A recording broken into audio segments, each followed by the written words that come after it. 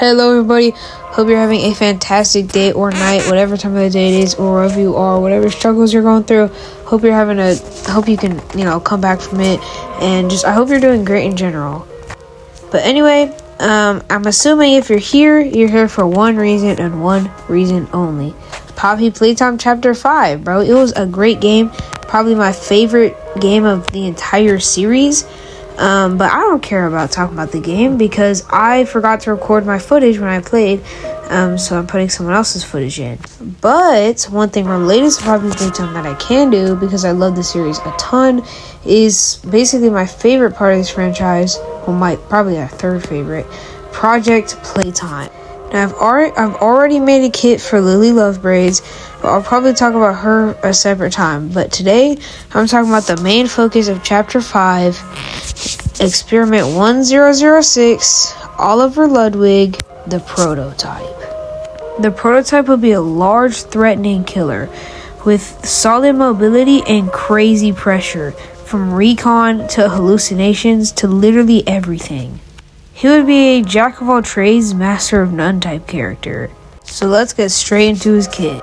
His primary would just be a stab with his, main arm, his needle-like fingers, but you have a 15% chance to do the attack with one of your lower arms, like your huggy or your kissy arm, increasing the damage slightly.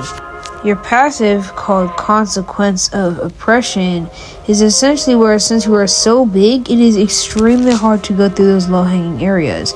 So you are slower in those areas, but you can do a bit extra damage compared to other killers. So it's kind of like a drawback but strength, like a binding vow almost. Now your ability 1 counters your passive.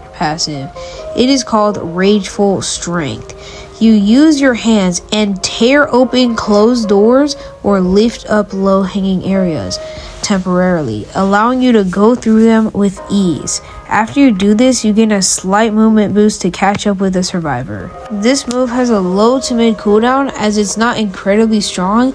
It is more of a tool to counter your passive. Your second ability, Tripping Stretch, is best used in continuation from your first ability. You fire off your stretchy mommy longlegs hand and attach it to whatever it first touches. Basically, if a survivor trips over this, they get slowed and their roll goes on a cooldown. So essentially, how this works is a great tool for slowing survivors and getting closer to them for an easy kill.